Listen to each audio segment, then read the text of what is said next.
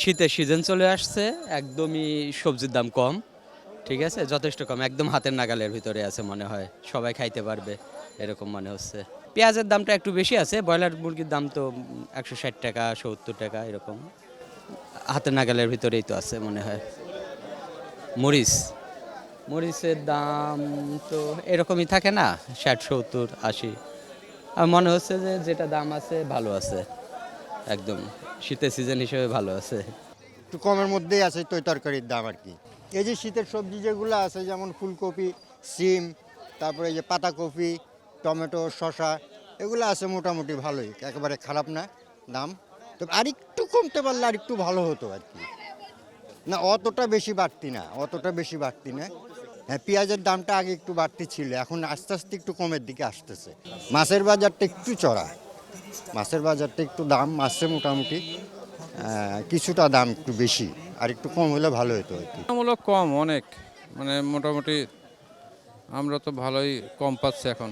ধরেন কফি একটা 20 টাকা কফি, এটা তো কৃষকের জন্য ক্ষতিকর আর কি। কৃষকদের তো পয়সা উঠতেছে না, তো আমরা তো কমই পাচ্ছি। না, মাছ মাংসের বাজার তো অনেক চড়া।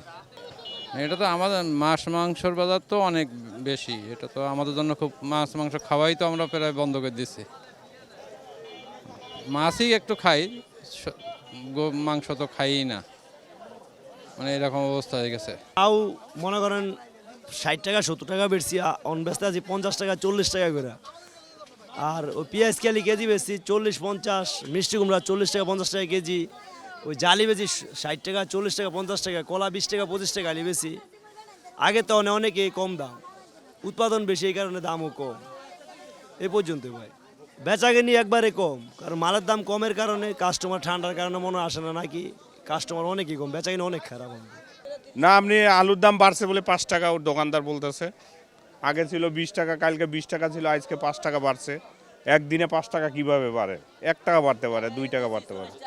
আসলে তো গ্রাম এলাকায় তো শীত শীত নিয়ে তো এটা না, এটা হলো এদিকের সমস্যা। গ্রাম এলাকার শীতের সময় মানুষ আলু উঠায়, আর সব সময় মানুষ আলু উঠায়। সরবরাহ ভালো আছে, বাজারের দরটা একটু সহনশীল, আগের চেয়ে একটু কমছে। হ্যাঁ, আমরা অবশ্যই চাবো, আমরা যারা সহনশীল বাজারটা আমাদের কাম্য কিছুটা, আমার মনে হচ্ছে আর কি, ব্যক্তিগত অভিমত।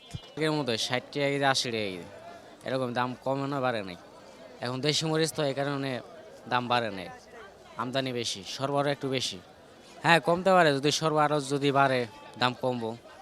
এখন তো এলসি মরিচ নাই, সবই দেশি মরিচ।